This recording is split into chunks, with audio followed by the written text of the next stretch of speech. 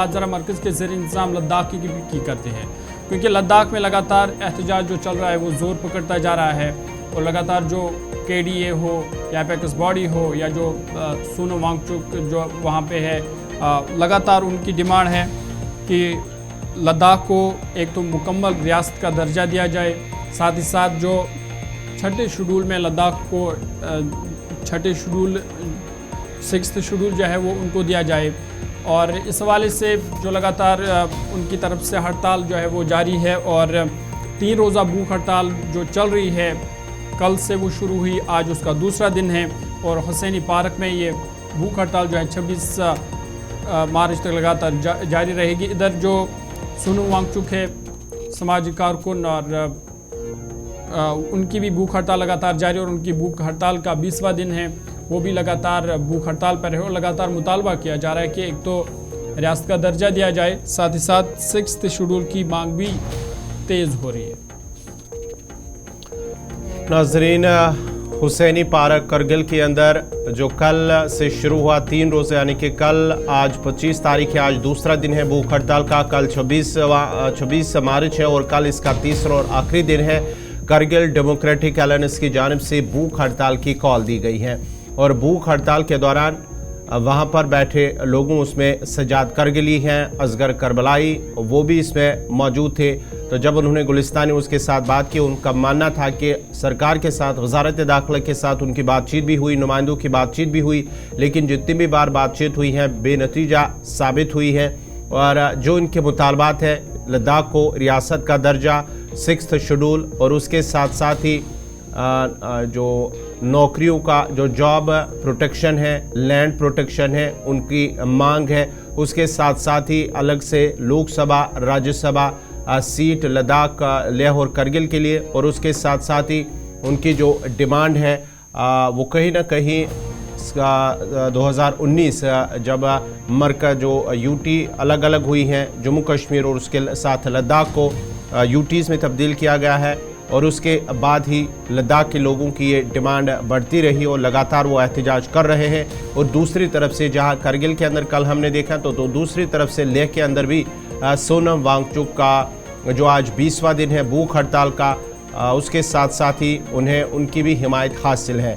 और जो Kargil democratic alliance के नुमाइंदे हैं, उनका मानना है कि कल जब इख्तिताम होगी ये भूख हड़ताल, उसके बाद ही लेह अपेक्स बॉडी और करगिल डेमोक्रेटिक अलायंस के नुमाइंदे आपस में बैठकर बातचीत करेंगे और आगे की जो हिकमत अमली है वो तैयार की जाएगी कि आगे क्या कुछ करना होगा। इस सिलसिले में गुलिस्तान न्यूज़ नुमाइंदा इसाक के साथ उन्होंने बात की है, उन्होंने इस हवाले से क्या कुछ कहा है, पहले वो देखते हैं।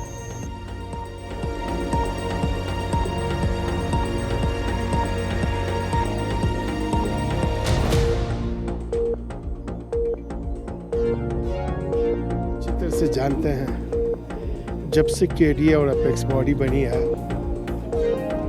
हमारी पूरी कौम ने 4 डिमांड्स को लेकर statehood for Ladakh, 6th schedule for Ladakh, recruitment and job reservation for Ladakhi unemployed youths, separate parliamentary seat of Lok Sabha and Rajya Sabha for Ladakh.